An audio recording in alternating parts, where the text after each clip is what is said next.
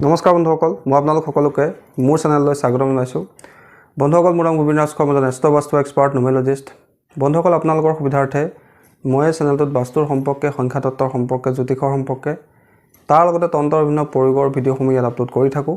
গতিকে যদিহে আপোনালোকৰ মোৰ চেনেলৰ ভিডিঅ'সমূহ চাই ভাল লাগে, অনুগ্ৰহ কৰি মোৰ চেনেলটো ছাবস্ক্ৰাইব কৰিব, ভিডিঅ'সমূহ লাইক কৰিব, কমেণ্ট কৰিব আৰু যিমান পাৰে শ্বেয়াৰ কৰিব।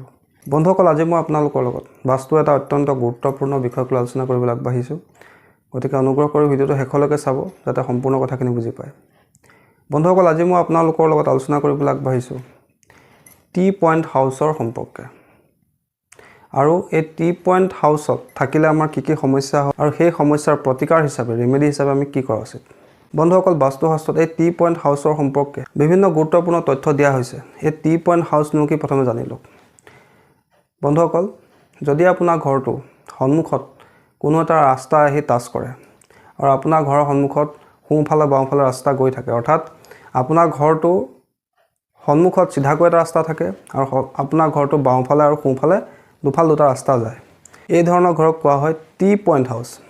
বন্ধুসকল, এনেধৰণৰ ঘৰত যিসকল লোক বসবাস কৰে তেওঁলোকৰ কিন্তু বিভিন্ন ক্ষেত্ৰৰ পৰা সমস্যা হয়। তেওঁলোকৰ আৰ্থিক সমস্যা, শাৰীৰিক সমস্যা, ব্যাধিৰ সমস্যা, যিকোনো ধৰণৰ সমস্যাই প্ৰায় আমনি কৰি থাকে। কিয়নো যেতিয়া কোনো এটা ৰাস্তাই ডাইৰেক্ট আহি কোনোবা এটা ঘৰৰ ফ্ৰণ্টত হিট কৰে, তাক কিন্তু বাস্তুশাস্ত্ৰত কোনো কাৰণতে ভাল বুলি কোৱা নাই। এনেকৈ যদি কোনো ৰাস্তাই কোনো ঘৰক হিট কৰে, ডাইৰেক্ট আহি সন্মুখেদি আহি ডাইৰেক্ট হিট কৰে, তেনে ঘৰৰ বাসিন্দাসকলৰ কেৰিয়াৰত সমস্যা হয়, বিবাহত সমস্যা হয়, পাৰিবাৰিক সমস্যা হয়। তাৰ লগতে সেইখন ঘৰৰ ব্যক্তিসকলৰ এটাৰ পিছত এটা সমস্যা আহিয়ে থাকে। সেইকাৰণে বাস্তুশাস্ত্ৰত এই টি পইণ্ট হাউচক অত্যন্ত অশুভ বুলি গণ্য কৰা হৈছে। যিসকল ব্যক্তি টি পইণ্ট হাউচত থাকে তেওঁলোকৰ মনৰ ইচ্ছা পূৰ্ণৰ ক্ষেত্ৰতো সমস্যা হয়। তাৰোপৰি যি দিশৰ পৰা সেই ৰাস্তাটো আহি তেওঁলোকৰ ঘৰক হিট কৰিছে, সেই দিশৰ লগত জড়িত সমস্যাই তেওঁলোকক বেছিকৈ আমনি কৰিব। ধৰি ল'লোঁ দক্ষিণ দিশৰ পৰা এটা ৰাস্তা আহি তেওঁলোকৰ ঘৰখনক হিট কৰিছে, তেন্তে সেই ঘৰখনৰ ব্যক্তিসকলৰ দক্ষিণ দিশৰ লগত জড়িত যিখিনি সমস্যা, তাৰ দ্বাৰা তেওঁলোক পীড়িত হ'ব। দক্ষিণ দিশৰ সমস্যাবোৰ কেনেধৰণৰ? তেওঁলোকৰ ঘৰত অগ্নিৰ ভয় থাকিব, অৰ্থাৎ তেওঁলোকৰ ঘৰত শ্বৰ্ট চাৰ্কিট হ'ব পাৰে, চিলিণ্ডাৰ ব্ৰাষ্ট হ'ব পাৰে। তাৰ লগতে সেইখন ঘৰৰ ব্যক্তিসকলৰ কাৰোবাৰ এক্সিডেণ্ট হ'ব পাৰে। সেইখন ঘৰৰ ব্যক্তিসকলৰ লিভাৰৰ লগত জড়িত সমস্যা, তেজৰ লগত জড়িত সমস্যা, গেষ্ট্ৰিকৰ দৰে সমস্যা প্ৰায় হৈ থাকিব। তাৰোপৰি দক্ষিণ দিশটো ৰিলেক্সেশ্যনৰ দিশ, গতিকে তেওঁলোকে ক'তো শান্তি নাপাব, অৰ্থাৎ মানসিক শান্তি লাভতো তেওঁলোকৰ সমস্যা হ'ব।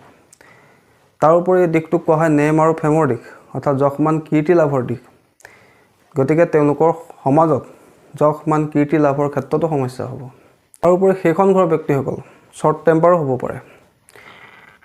বন্ধুসকল, যদি আপোনাৰ ঘৰত এইদৰে যি দিশৰ পৰা ৰাস্তাটো আহি আপোনাৰ ঘৰত হিট কৰিব, ডাইৰেক্ট হিট কৰিব, সেই দিশৰ সমস্যাই আপোনাক আমনি কৰিব। গতিকে এনেধৰণৰ ঘৰত যদি আপুনি থাকে, তেন্তে আপোনাৰ ঘৰত ষ্ট্ৰং বাস্তু কৰাৰ লগতে কিছুমান নিয়ম পালন কৰিব লাগে। প্ৰথম কথা হ'ল, টি পইণ্ট হাউচ যদি আপোনাৰ হয়, তেন্তে আপোনাৰ ঘৰৰ যিখন মেইন গেট, সেইখন টি পইণ্টৰ পোনে পোনে নাৰাখি অকণমান ছাইডলৈ ৰাখিবলৈ যত্ন কৰিব লাগে। দ্বিতীয়তে, ঘৰখনৰ বাউণ্ডেৰী ৱালটো 10 ফুটৰ ওপৰত ৰাখিব লাগে। 10 ফুট, 12 ফুট ইমানমান বাউণ্ডেৰী ৱাল ওখকৈ বনাব লাগে।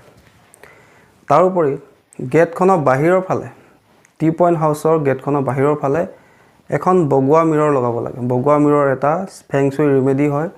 তাৰ ভিতৰত এখন গ্লাছ থাকে, যি নিগেটিভ এনাৰ্জিবিলাক আপোনাৰ ঘৰত প্ৰৱেশ কৰাত আগতে নষ্ট কৰি দিয়ে।